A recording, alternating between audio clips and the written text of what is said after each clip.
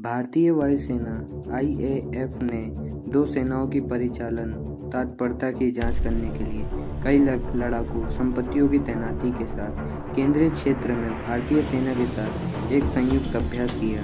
यह अभ्यास हिंद महासागर क्षेत्र में भारतीय वायुसेना के दो रणनीतिक मिशनों का अनुसरण करता है, जिसमें राफेल और Su-30 MKI जेट शामिल है। IAF ने रविवार को ट्वीट किया, IAF ने हाल ही में केंद्रीय क्षेत्र में भारतीय सेना के साथ एक संयुक्त अभ्यास समाप्त किया। सभी प्रतियोगियों के लिए यथार्थवादी युद्ध स्थितियों का अनुकरण करने के लिए कई लड़ाकू संपत्तियों को नियोजित किया गया था।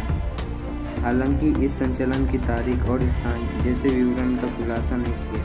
कुछ दिन पहले भारतीय वायुसेना को Su-30 MKI जेट के एक बड़े ने 4 राफेल विमानों द्वारा इसी तरह के ऑपरेशन के बाद 8 घंटे तक हिंद महासागर क्षेत्र में एक रणनीतिक मिशन के अंजाम दिया था।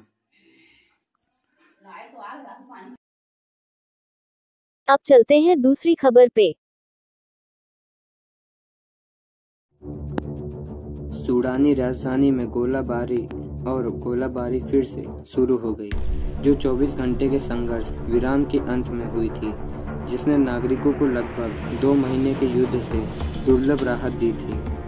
अप्रैल के मध्य से पूर्वोत्तर अफ्रीका देश में घातक लड़ाई छिड़ी हुई है, जब सेना प्रमुख अब्देल फताह अल बुरहान और उनके पूर्वी डिप्टी मोहम्मद हमदान डागलो, जो अर्धसैनिक रैपिड स्पोर्ट्स फोर्स IRF की कमान संभालते हैं, एक दूसरे के खिलाफ हो गए। युद्ध विराम समझौता के श्रृंखला में न्यूनतम ने राजधानी खार्तूम में फंसे नागरिकों को बाहर करने और भेजने के अन्य आवश्यक आपूर्ति पर स्टॉप करने में सक्षम बनाया।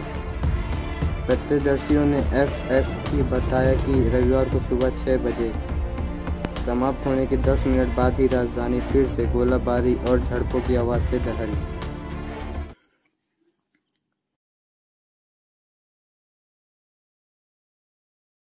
अब आते हैं आज की आखिरी खबर पे। ताइवान की वायुसेना ने ताइवान जलमंडल युद्ध में संवेदनशील मध्य रेखा को पार करते हुए 10 चीनी युद्धक विमानों को देखने के बाद रविवार को कार्रवाई शुरू कर दी, क्योंकि द्वीप के रक्षा मंत्रालय ने कहा कि 4 चीनी युद्धपोतों ने भी लड़ाकू गश्त लड़ाई की। एक हफ्ते से भी कम समय में यह दूसरी बार है जब ताइवान ने नए सिरे से चीनी सैन्य गतिविधियों की सूचना दी है। गुरुवार को 37 चीनी सैन्य विमानों ने द्वीप के वायु रक्षा क्षेत्र में उड़ान भरी, जिनमें से कुछ ने फिर पश्चिमी प्रशांत क्षेत्र में उड़ान भरे। चीन, जो लोकतांत्रिक रूप से ताइवान को अपने क्षेत्र के रूप में देखता है, ने पिछले 3 वर्ष में नियमित रूप से अपनी वायुसेना को द्वीप के पास के आसमान में उड़ाया है, हालांकि ताइवान के क्षेत्रीय हवाई क्षेत्र में नहीं। एक संक्षिप्त बयान में ताइवान की रक्षा मंत्रालय ने कहा कि रविवार को दोपहर 2 बजे तक उसने J-10, J-11, J-16 और Su-30 लड़ाकू